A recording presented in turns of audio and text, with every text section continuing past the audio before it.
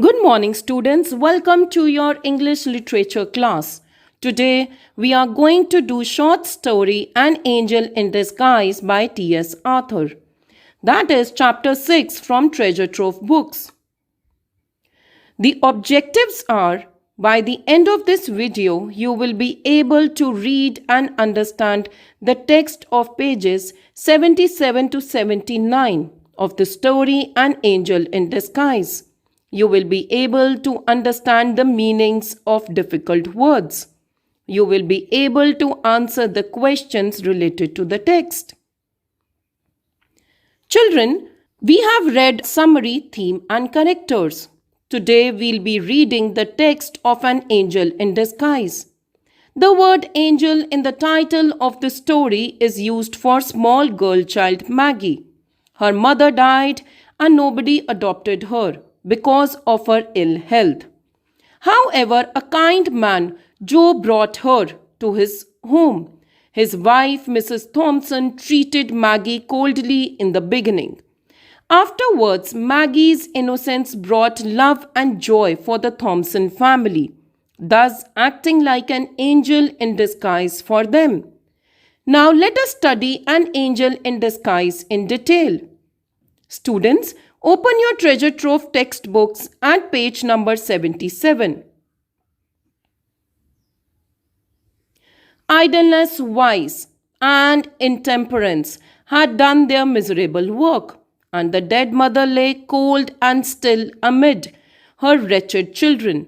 She had fallen upon the threshold of her own door in a drunken fit, and died in the presence of her frightened little ones. Children, note down the meanings of difficult words. Idleness means state of doing nothing. Vice refers to evil behavior. Intemperance means drunken state. Amid means surrounded by. Wretched means miserable. Threshold means a strip of wood or entrance. Drunken fit means drunken condition. Now children, here the story starts with a dramatic scene where an unnamed woman had fallen upon the entrance of her own door in a drunken state and died in the presence of her 3 children. The woman was often idle, had evil behavior and was a drunkard, because of which she died. Death touches the spring of our common humanity. Humanity refers to mankind. Children, it is oxymoron. Now, what is oxymoron? It is a figure of speech where words that have opposite or very different meanings are put together. Here, death and spring are 2 contradictory words. Contradictory means opposite words. Death means the end of life, and spring stands for rejuvenation and life. T.S. Arthur has used this oxymoron to convey the point that the woman was hated and insulted by everyone in the village. Thus, her death brought about the feelings of pity and sadness in their hearts for her and her 3 children. Children, here death is personified. Now what is personification? It is giving human qualities to non-living things. Here death is given the attribute of touching. It means that all the human beings, irrespective of their financial status, morals, etc., have to die one day. Let us proceed further. This woman had been despised, scoffed at, and angrily denounced by nearly every man, woman, and child in the village. But now, as the fact of her death was passed from lip to lip in subdued tones, pity took the place of anger and sorrow of denunciation. Despised means hated, scoffed at means laughed at, angrily denounced means criticized publicly, subdued tones refers to quiet tones.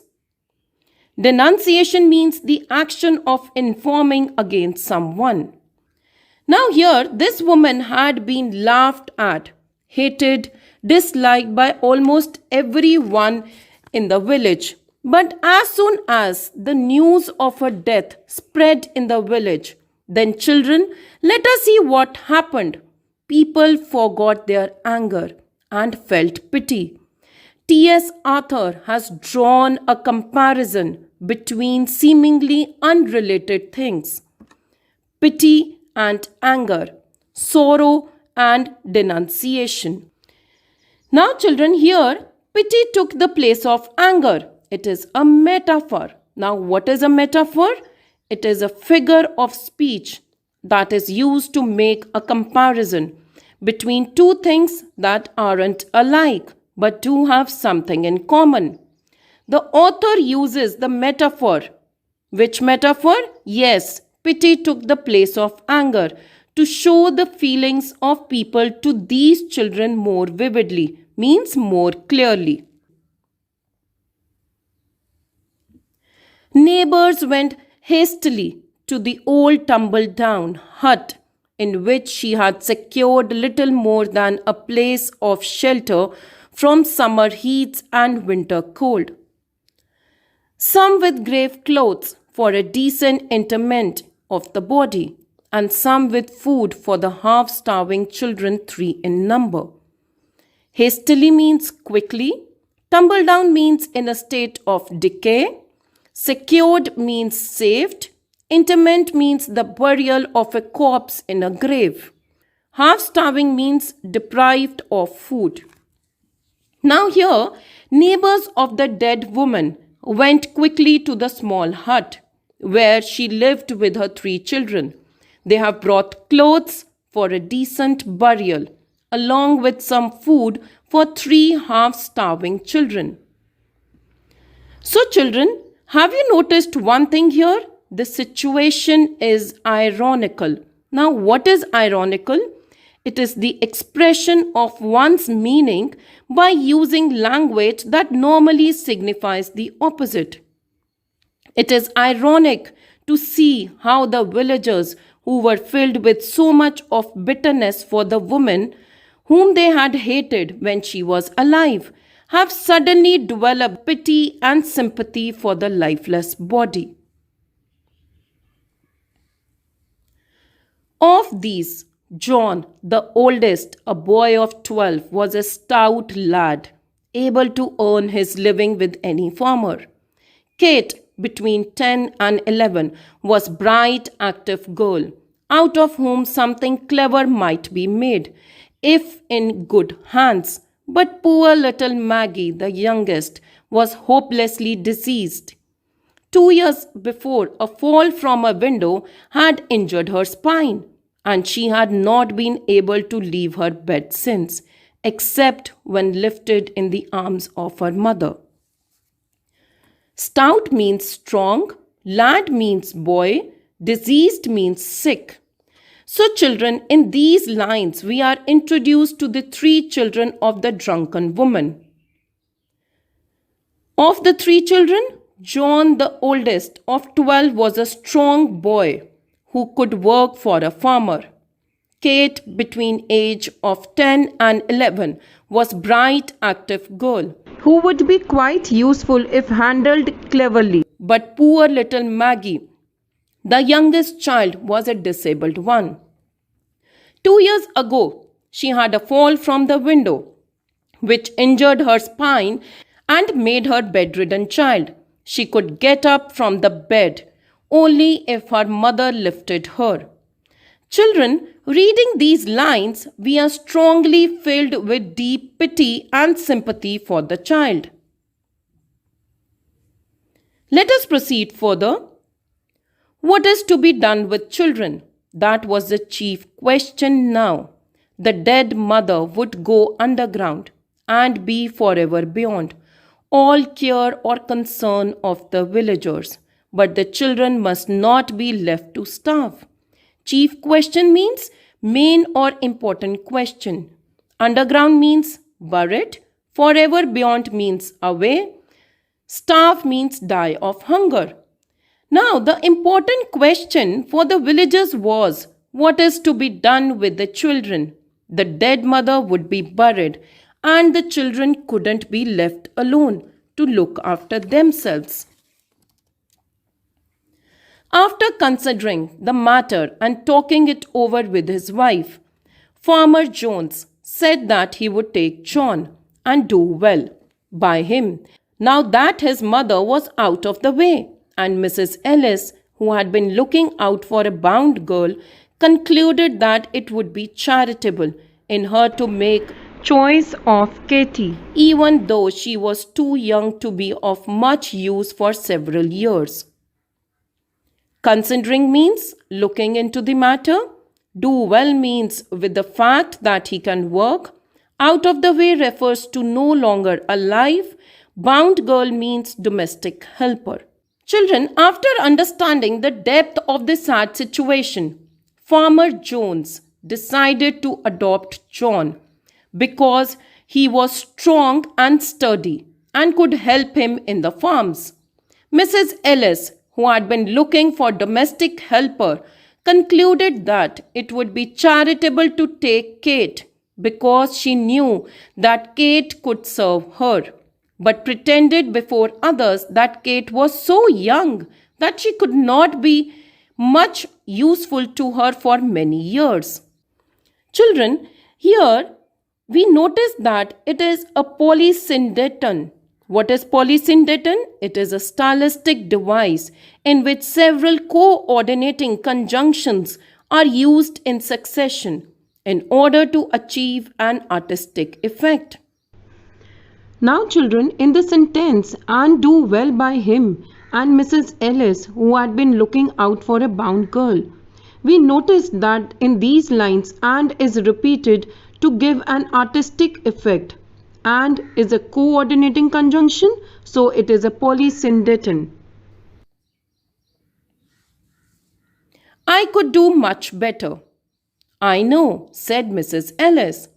But as no one seems inclined to take her, I must act from a sense of duty, expect to have trouble with the child, for she's an undisciplined thing, used to having her own way. Now, children, inclined means entrusted. Thing refers to the child. Having her own way refers to act according to her will. According to Mrs. Ellis, Kate was ferocious and undisciplined child. She was being kind to Kate by adopting her as no one was entrusted to take her. Now this is an ironic situation. What is ironic situation? The expression of one's meaning by using language that normally signifies the opposite. This is ironic how the villagers adopted the kids for their benefit, yet they claimed that they were reaching out to them. But no one said, I'll take Maggie. Pitying glances were cast on her wan and wasted form, and thoughts were troubled on her account. Mothers brought cast-off garments, and removing her soiled and ragged clothes, dressed her in clean attire. Pitying glances means feeling pity or sad looks. Wan and wasted, weak and starved appearances. Cast off means rejected. Soiled means dirty. Ragged means torn out. Now here no one thought of Maggie. Everyone felt pity on Maggie's weak and starved appearance. Women who were mothers brought discarded garments and removed her dirty and torn out clothes and dressed her in clean clothes. All seemed to be worried thinking about the child. The sad eyes and patient face of the little one touched many hearts and even knocked at them for entrance. But no one opened to take her in. Who wanted a bedridden child? Even knocked at them for entrance means her eyes made many hearts sympathize. Bedridden means confined to bed due to sickness. The sad eyes and patient face of Maggie evoked pity in the hearts of many, but nobody was willing to take a bedridden child. Now, children, Who wanted a bedridden child is a rhetorical question. A rhetorical question is a question asked in order to create a dramatic effect or to make a point rather than to get an answer. The author asked this question, who wanted a bedridden child, to draw the reader's attention to the pitiable and sad condition of Maggie at the death of her mother. Take her to the poorhouse, said a rough man, of whom the question, what's to be done with Maggie, was asked. Nobody's going to be bothered with her. Poorhouse means a place for helpless children. Bothered means concerned. In return to the question that what was to be done with Maggie, the rough man in the village suggested that Maggie should be taken to the poorhouse. That is a place for helpless children. Nobody was ready to be troubled by a crippled child. The poorhouse is a sad place for a sick and helpless child, answered one. Someone answered that poorhouse was an unpleasant place for a disabled and helpless child. For your child or mine, said the other, lightly speaking, but for this brat it will prove a blessed change. She'll be kept clean, have healthy food and be doctored, which is more than can be said of her past condition. This means this, brat means ill-mannered child, doctored means given medical treatment.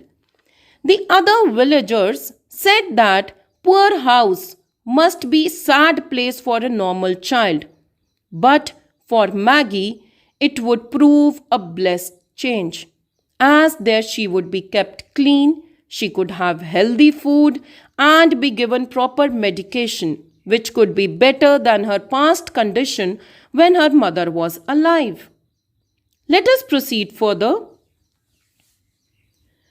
There was a reason in that, but still it didn't satisfy. The day following the day of death was made the day of burial.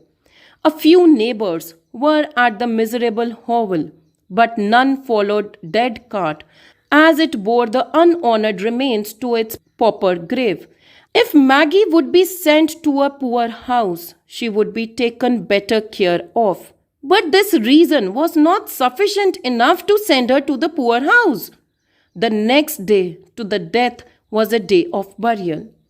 A few neighbors were at the dead woman's house, but no one followed the dead cart, as they considered it as a dishonor to go to the poor person's grave. Farmer Jones, after the coffin was taken out, placed John in his wagon and drove away, satisfied that he had done his part. Mrs. Ellis spoke to Kate with a hurried air, bid your sister goodbye, and drew the tearful children apart.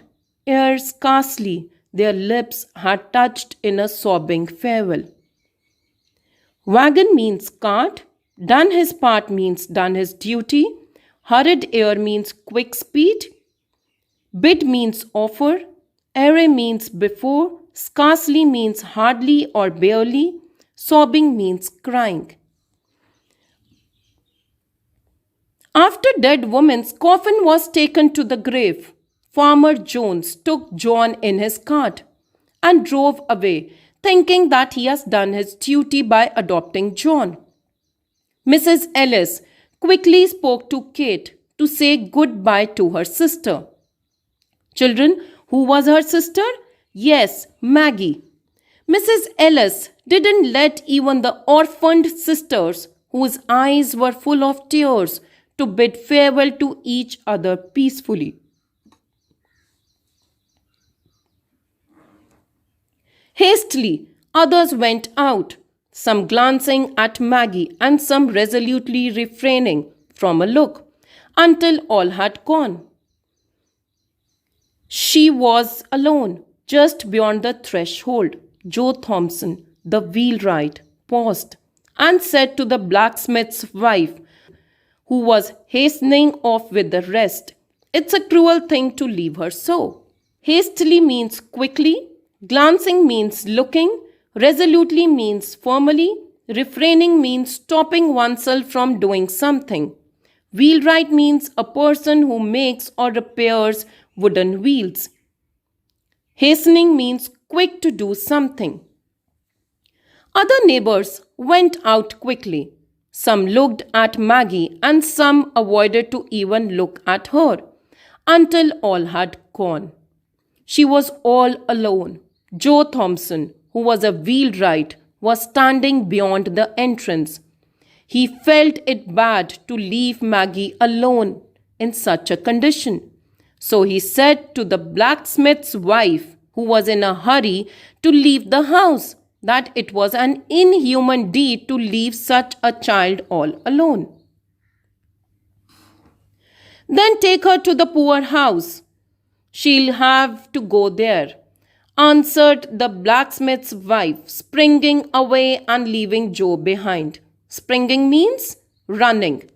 Blacksmith's wife quickly answered back that if he felt that if it was cruel to leave Maggie alone, then he should take her to the poorhouse because she has to go there only. For a little while the man stood with a puzzled ear.